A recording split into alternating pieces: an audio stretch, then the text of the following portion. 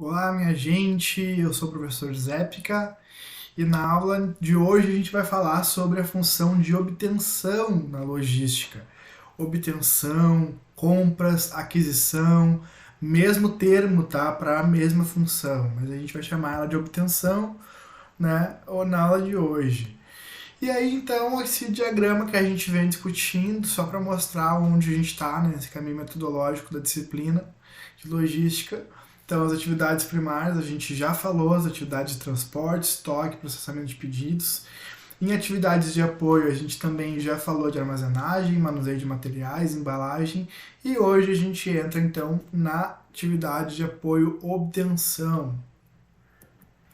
Sobre o que a gente vai falar na aula de hoje, tá? A gente tem aí 5 momentos nessa aula, cinco questões importantes a conversar, que é o processo de obtenção, atendimento de requisitos, né, dentro da produção, dentro da obtenção. Então, falar de produção também um pouco dentro dessa questão de atendimento de requisitos. Falar sobre as decisões sobre compras.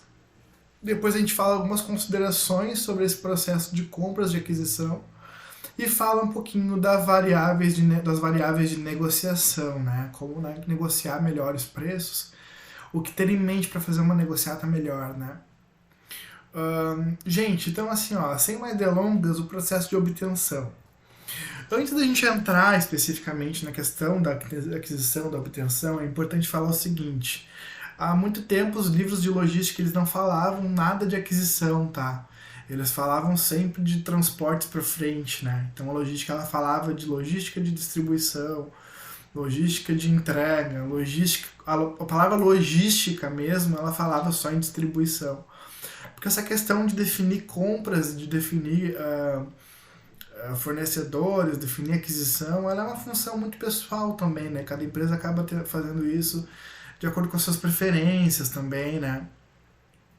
Mas há pouco tempo, alguns anos para cá, assim, está se pensando em uma logística de suprimentos, né?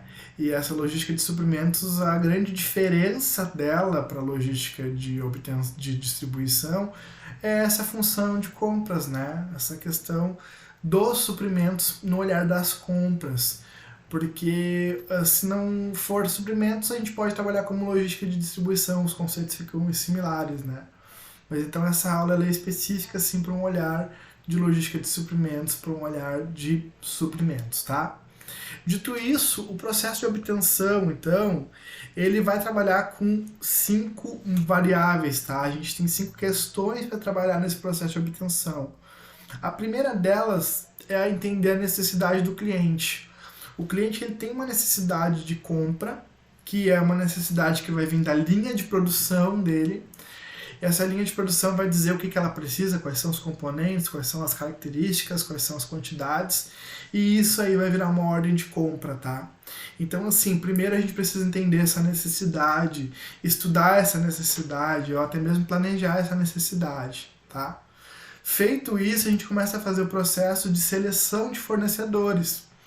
Começa a fazer esse processo de mapeamento de fornecedores, de elencar de fornecedores, né, a busca por fornecedores, mapear esses fornecedores tanto por preço, né, do produto deles, por especificações de entrega, qualidade de entrega, velocidade de entrega também, né? Então fazer esse mapeamento de fornecedores para entender que fornecedores tu tem disponíveis no mercado para que tu possa fazer a tua escolha. E aí quando tu faz a seleção dos fornecedores, aí tu pode fazer a ordem de compra, tá? A ordem de compra vai ser então esse documento que tu vai preparar e enviar para o fornecedor, onde tu vai colocar ali toda a tua questão da tua compra, né? Vai desenhar a questão da tua compra, então vai colocar ali quantidade dos itens, especificações dos itens, o destino para entrega desses itens, qual é a data de entrega desses itens, né? Então a ordem de compra vai ter todas as especificidades aí da questão de compra. Depois a questão do processamento de pedido. E a questão do processamento de pedido, a gente teve até uma aula falando de processamento de pedido, né? Porém, a gente não pode esquecer que assim, o processo de compra de uma empresa é o processo de distribuição da outra. Então, o processamento de pedido para mim, enquanto empresa que estou comprando, é um processamento de pedido também para aquela empresa que está vendendo, né? São duas formas de enxergar esse processamento de pedido. Então, o processamento de pedido vai ser o momento em que o fornecedor vai preparar e separar a tua remessa para enviar, né? Para envio. E aí, quando ele faz isso, quando chegamos nesse momento, a gente chega na questão da entrega. E a entrega ela pode ser arranjada ou pelo próprio fornecedor ou pelo comprador. Pode ser arranjada de forma externa, terceira, né? Tanto pelo comprador quanto pelo fornecedor. Ou pode ser uma questão aí de frete incluso, né? Quando o frete é incluso, o próprio fornecedor ele contrata esse frete, ele embute aí de alguma forma no produto, né? Ou então tu vai comprar e tu vai ter que também pensar na forma de te entregarem, tá? Na forma de separadamente te entregarem isso. Tem tudo isso a ser pensado, tá? Dito isso, a gente sai da questão do processo de obtenção e a gente entra na questão do atendimento de requisitos. E a gente tem pelo menos dois requisitos assim para a gente poder pensar quando a gente está fazendo o processo de obtenção, de aquisição de compras dentro da organização, que são os processos, atender isso para um estoque, atender isso para manter um estoque, ou atender isso para uma necessidade da produção, tá? Então, esses dois, vamos conversar um pouquinho sobre esses dois requisitos, tá? Essas duas formas de enxergar o processo de obtenção. Então tá, gente. Vamos começar pensando a questão de manter, ou de fazer compras para uma questão de estoque, para manter estoque, né? Assim, ó, primeiro a gente tem que pensar que o estoque ele precisa agir como um amortecedor entre o suprimento e a demanda ou o suprimento e a necessidade de produção, tá? Então, assim, ó, manter estoque por manter estoque acaba sendo tu vai ter problemas aí com a questão da armazenagem, né? A gente não pode esquecer disso, que o custo ele começa a aumentar.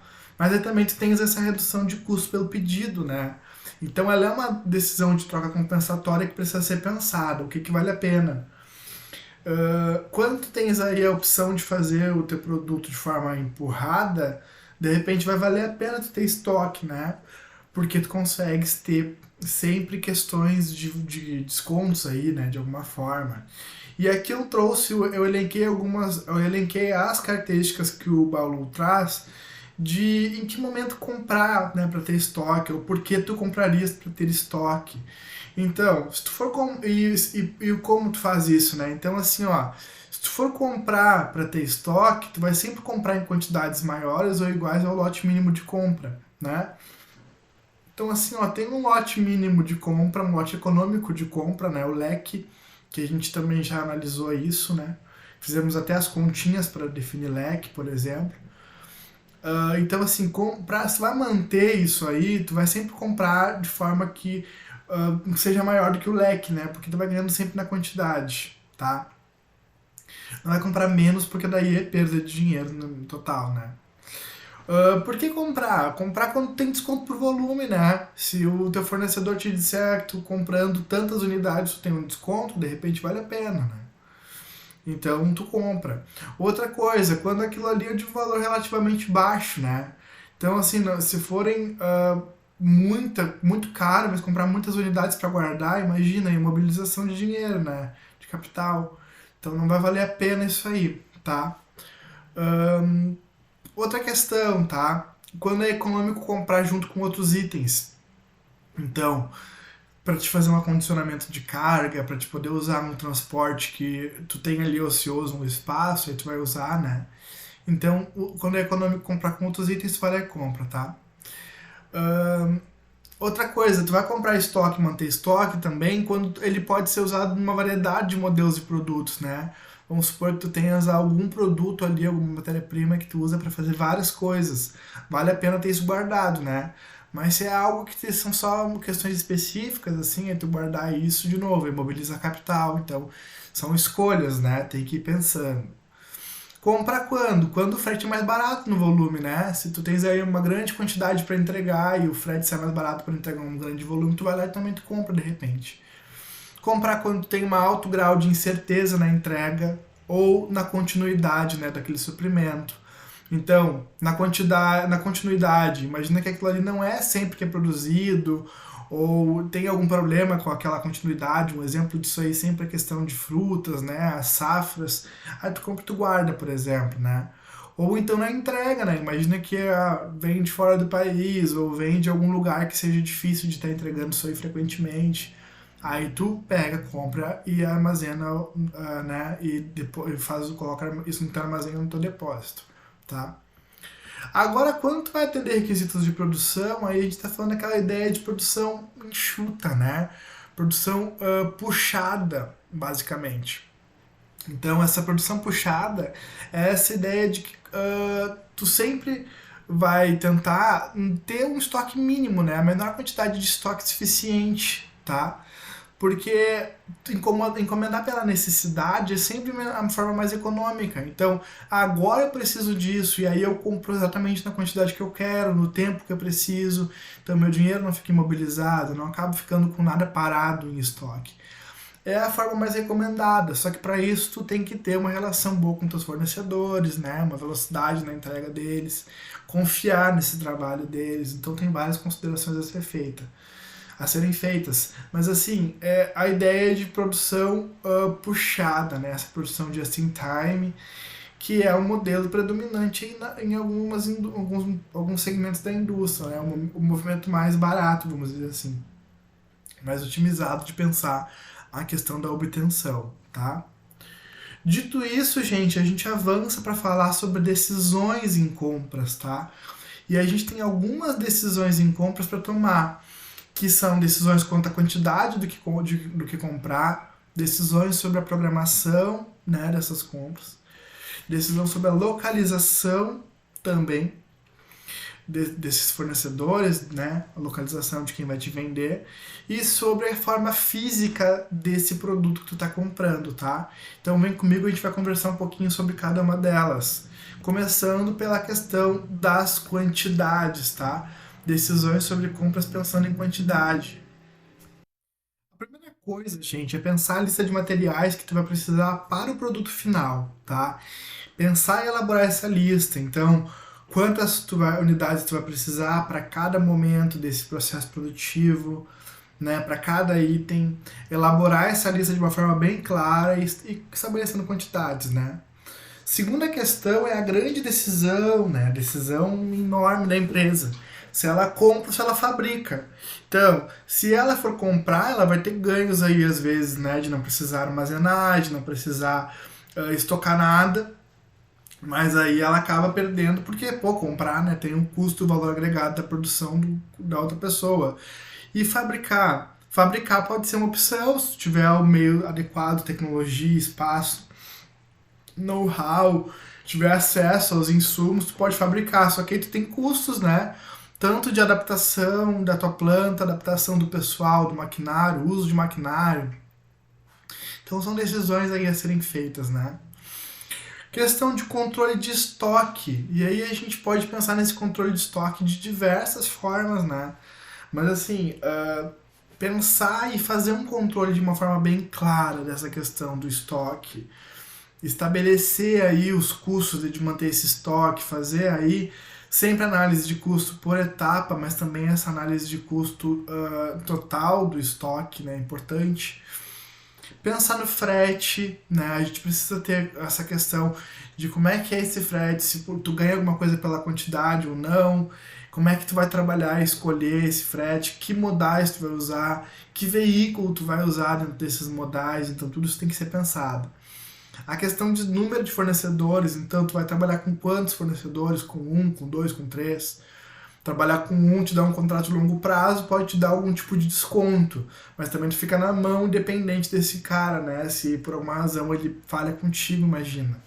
Se tu tem 2 ou 3 fornecedores, já podes dividir aí, né, a tua operação de compra em várias mãos, mas aí tu vai ter preços também diferentes, são tudo questões de pensar, né? E a estrutura de preços, vai ter algum desconto pela quantidade ou não, né? Se tiver algum desconto pela quantidade, vale a pena comprar ou não, a mais. Decisões, né? São decisões a serem feitas quando a gente fala de quantidade. Depois a questão de programação, né, das compras. E aí quando eu falo de programação é sempre aquela ideia de que quanto maior o volume de compras, menos pedidos eu faço. Então, menos pedidos eu faço, menos custo de pedido eu tenho. Mas assim, quanto maior o volume de compras, também maior o meu custo de estocagem, né, o meu custo de armazenagem. E aí aquela curva do custo total, né, que a gente já discutiu.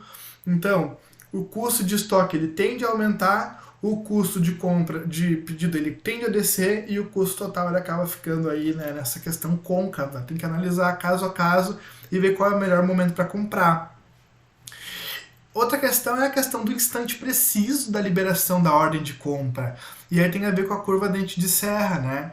A gente tem três questões aí nessa curva, né, do dente de serra, porque o pedido ele passa por um processo de emissão, preparação e entrega. Então a gente precisa calcular o ponto preciso desse pedido para fazer o pedido no ponto de pedido, né?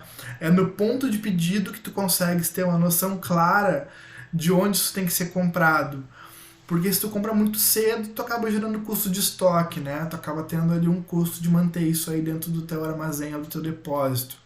Se tu compra muito depois, tu acaba tendo uma parada de produção, né? E aí isso também pode ser um problema para ti, porque esperar chegar, imagina. Então, decisões em programação, tá? Depois, gente, questão de localização. E quando eu falo localização, eu tô falando do fornecedor, né? Que eu já falei alguma coisa mais cedo nessa aula, mas assim, selecionar bem o fornecedor, ver quais são as avaliações desses fornecedores que tu selecionou, tentar descobrir, tentar ver pessoas que cumprem esse fornecedor, pensar a localização pela localização, né, o quão distante eles estão de mim, e aí por quê? Porque quanto mais longe, mais frete, né, mais custo de frete, mais custo de transporte, então tu tem que pensar nisso aí também, tá? E por fim, a forma física das mercadorias. Tu tem duas coisas nessa ideia, né? A questão de compatibilidade e incompatibilidade. Tu vai sempre buscar compatibilidade das tuas mercadorias com o teu transporte, com os teus modais, os teus veículos, a tua forma, né, de trazer isso para ti, a tua carga. Porém, às vezes pode rolar incompatibilidade. E aí, como assim? Imagina que tu usa pallets de tamanhos diferentes, daqui a pouco o pallet está sendo repaletizado, aí tu está tendo um custo, né, de incompatibilidade. Ou então tu compra o negócio de uma forma e aí tu acaba sendo incompatível com a forma que tu vai se transportar. Muito comum no granel, né? Tu compra isso aí a granel e na hora de enviar isso aí tem que ser enviado embalado. Aí tu tens um custo aí, né, de incompatibilidade que vai ser o custo de embalar. Então, assim, ó, essa questão de incompatibilidade também tem a ver com modal, né? Às vezes tu traz isso no modal e aí o modal não faz operação de pontas. Aí tu vai ter que adaptar a tua carga para fazer cargas menores e caber em caminhão, por exemplo. Então são questões a pensar quando a gente fala de compatibilidade e incompatibilidade, né? Sempre buscar comprar isso de uma forma que tenha compatibilidade para tu não ter nenhum tipo de custo por forma física, tá? Dito isso, gente, a gente tem algumas considerações sobre compras para fazer, tá? Algumas questões que eu já falei, mas eu acho que é importante a gente destacar, assim, não é bem uma decisão, mas são considerações, tá?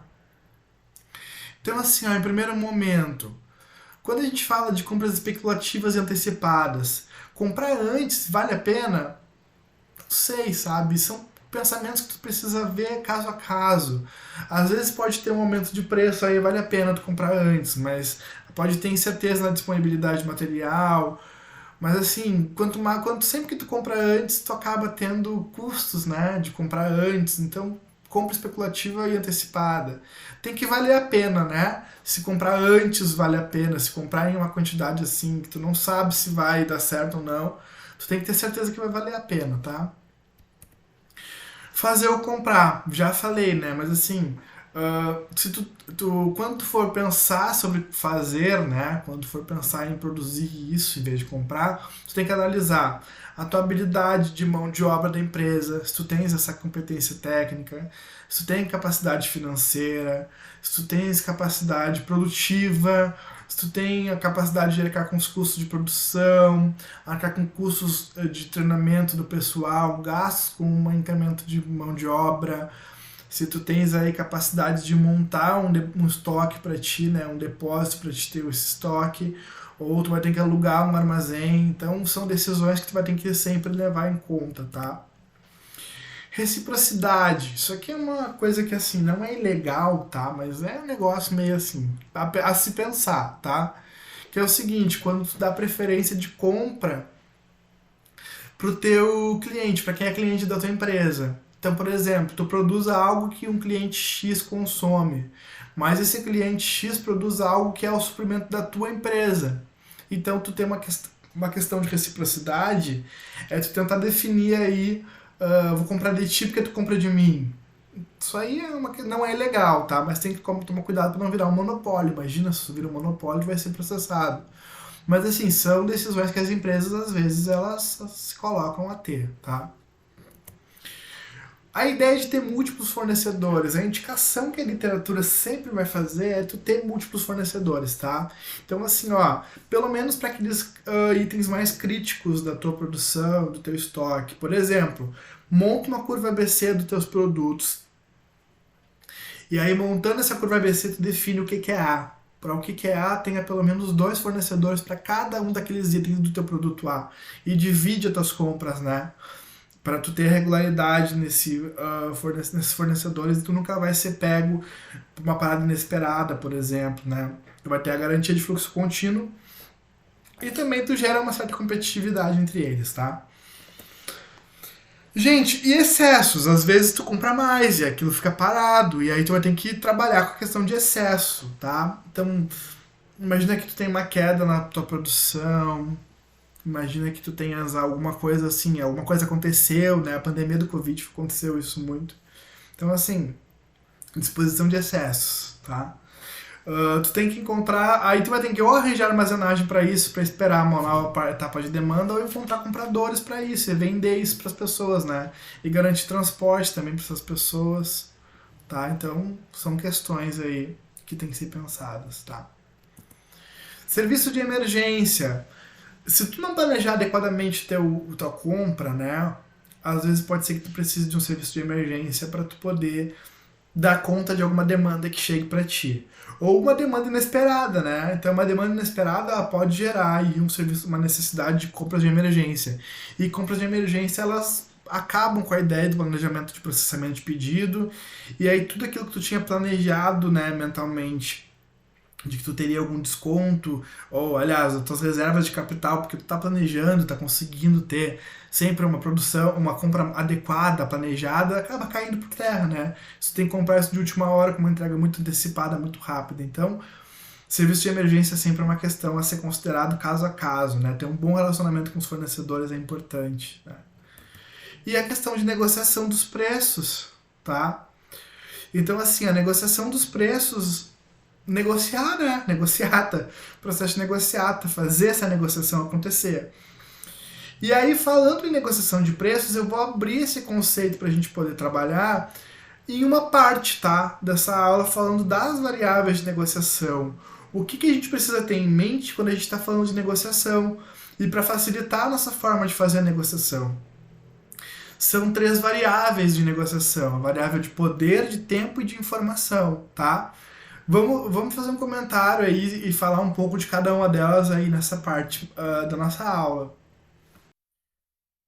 Poder, tempo e informação. Vamos conversar. Poder. O que é poder, tá? O Sparks vai dizer que poder tem 3 formas de enxergar, né? A força que permite impor uma posição sobre a outra, ou a capacidade de exercer a própria vontade sobre os outros, ou a capacidade de influenciar os outros para fazer o que não fariam sem essa influência. Então, assim, ó, se eu consigo chegar e fazer algo acontecer da minha vontade, eu tenho esse poder, né? Seja um poder, aí a gente vai falar dos tipos de poder na sequência, né? Mas assim, se eu consigo que algo seja feito por alguma razão, eu estou exercendo poder.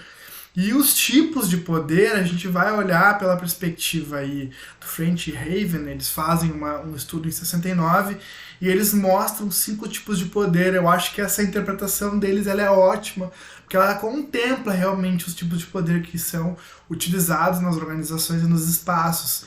Então, primeiro, o poder coercitivo, né? Esse poder de punir, de sancionar. Tu vai fazer o que eu tô dizendo que tu vai fazer por causa do que senão vai ser castigado. Tens um medo, né? De não ser feito, de não obedecer, por exemplo. Então, esse coercitivo é um poder muito comum, por exemplo, do chefe com funcionário, né? Ah, tu vai fazer isso porque se tu não fizer isso, eu vou te demitir ou eu vou te descontar do teu salário, tá? Poder coercitivo, na base do medo. Segundo é o poder de recompensa, o poder da retribuição, né? Então tu vai fazer isso porque se tu fizer tu vai ganhar 10% a mais no teu salário, porque se tu fizer tu vai ganhar um desconto de tanto por cento, né, na tua compra.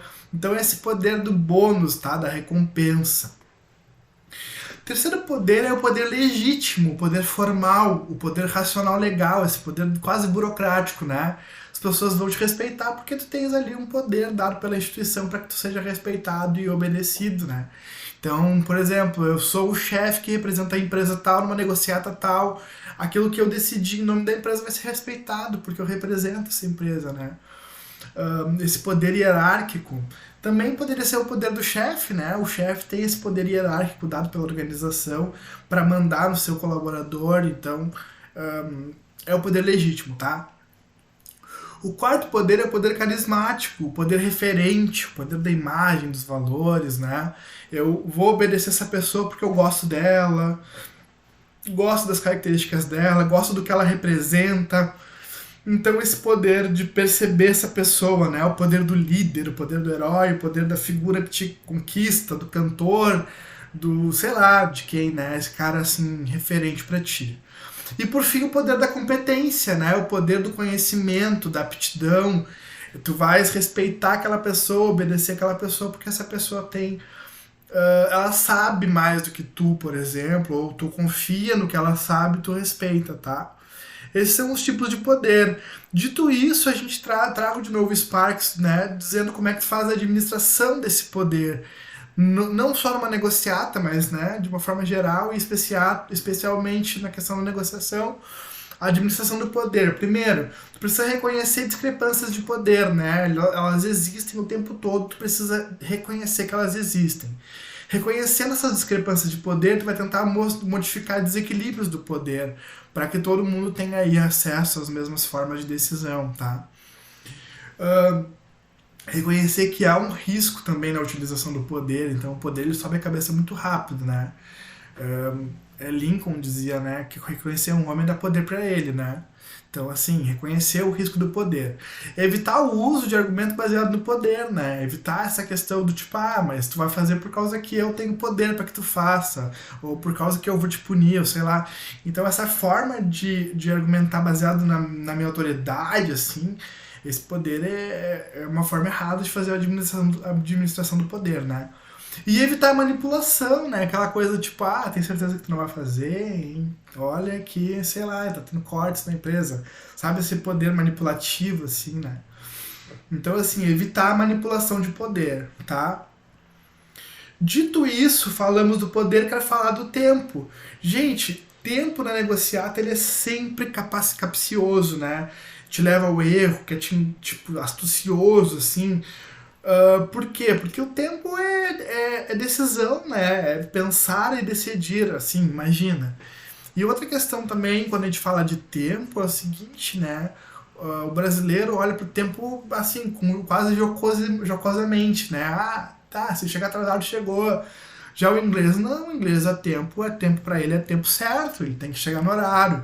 E ele faz uma negociação brasileiro e inglês, e o brasileiro chega atrasado, já perdeu completamente a razão na negociação, por exemplo. Então tem que pensar em questões culturais quando a gente fala de tempo, né? E como fazer a administração do tempo, tá? Daí o Correia, em 1980, ele vai falar o seguinte, primeiro, que tu precisa ter paciência, tá? Na administração do tempo, porque a maior parte das concessões, dos acordos, vai ser no finalzinho do prazo. tá? Então tu precisa ser paciente, né? Precisa esperar a outra parte se manifestar e decidir, e aí vocês vão fazer as concessões. Uma outra questão é o seguinte, quando tu tá fazendo uma negociação que tem aí interesses diferentes, né? Alguém vai ser ganhando ou alguém vai ser perdendo, não é legal tu mostrar aí que a outra parte tem mais tempo, tá, para decidir. É legal tu trabalhar com ela sempre de uma forma apertada, né? Ah, não, preciso dessa resposta no máximo amanhã, no máximo hoje. Por quê? Para que tu não tenha muito tempo para ela pensar, tá? Porque se tu revela o limite de tempo, ela vai te cozinhar na decisão, né? E aí ela pode tomar até uma decisão que seja melhor para ela do que para ti. A outra questão é o seguinte, né? Numa negociação, normalmente todo mundo parece muito calmo. Mas não é assim, tá? Tem um tempo limite para respostas, tanto para ti quanto para outra parte. Então essa tranquilidade que se exibe muitas vezes ela tá ocultando tensão, pressão. Então tu tá negociando, tu tá nervoso, tu tá tenso, mas a outra parte também tá, né? Só que alguém pode estar demonstrando melhor ou pior do que o outro, por isso que fica isso. E assim, ações precipitadas. Só toma decisão precipitada quando tu tem certeza que tu tem vantagem, né? Se tu não tem certeza ou se tu acha que tu não pode conseguir algo melhor, tu pode esperar, tá? Então não toma nenhuma decisão assim a troca de caixa sem ter certeza de que aquilo é bom pra ti. Dito isso aí, a questão de informação, né? Gente, quanto mais tu sabe, tá? Sobre a situação financeira do teu oponente e a tua, né? As prioridades do teu oponente e da tua, os prazos do teu oponente, os teus, os custos que tu tens, o dele também, de repente, as necessidades de vocês, melhor vai ser tua posição com relação, primeiro, a tua análise interna, né, do que tu pode oferecer e daquilo que tu precisa, e a tua análise externa com relação a quem esse cara é, o que ele precisa, o que ele quer, tá? Então, assim, ó, a informação ela é central no processo de negociação. Quanto antes começa a buscar essas informações, mais fácil tu vai conseguir obter essas informações, tá? E aí, falando em buscar informações, aonde buscar essas informações, então, professor? Aí o Martinelli vai trazer algumas fontes de informação, tá? Sobre o teu concorrente, por exemplo, o teu oponente, o cara que está negociando contigo. Mas assim, na internet, né, pelo amor de Deus, dá um Google no cara, vai entender a empresa do cara, né? Ou até entender a própria pessoa do negociador, né, ir atrás de algum perfil em rede social, entender esse cara. Buscar informações em bibliotecas, hoje em dia é difícil, né, as informações são mais orgânicas na internet, mas assim, buscar na biblioteca, buscar notícias em jornais sobre essa empresa, em revista, ou se é algo muito específico assim na tua negociata, né, tu pode fazer até uma pesquisa de campo sobre isso, conversar com outras pessoas que tivessem negociado também. Daí, assim, ó, é estranho colocar espionagem aqui, né, mas assim, o Martinelli fala e eu trouxe também para discussão, mas assim, espionar, né, não sei se isso aí é lícito ou não, mas está na literatura e eu trouxe, tá? Tendo isso em mente, tu consegue pensar e negociar de forma melhor toda a questão das tuas aquisições, tá? Gente, dito isso, fechamos, tá? Então a gente falou do processo de obtenção, dos requisitos, dos atendimentos de requisitos, né? Ou para produção, ou para estoque. Falamos das considerações sobre as decisões sobre compras e as considerações sobre compras. E falamos também de negociação. E aqui eu trago as referências. Então a gente usou o livro do Balloon, tá? No capítulo 3 do livro do Balloon, uma parte desse capítulo, e uma parte do capítulo 11 também, a página 249 até 256, tá aqui. Quem quiser, vou pôr o slide na descrição, e no slide pode clicar aí em cima, ó, e já ir baixar direto esses materiais. E aí, quando eu falei de negociação, eu falei uma parte no livro do Martinelli, tá? Mas uma parte também aqui no Sobral IPC. Então, aí os capítulos também para download, tá? Dito isso, obrigado para quem assistiu a aula. Qualquer dúvida, eu estou à disposição para a gente conversar, tá bom? Valeu, gente. Um abraço. Até mais.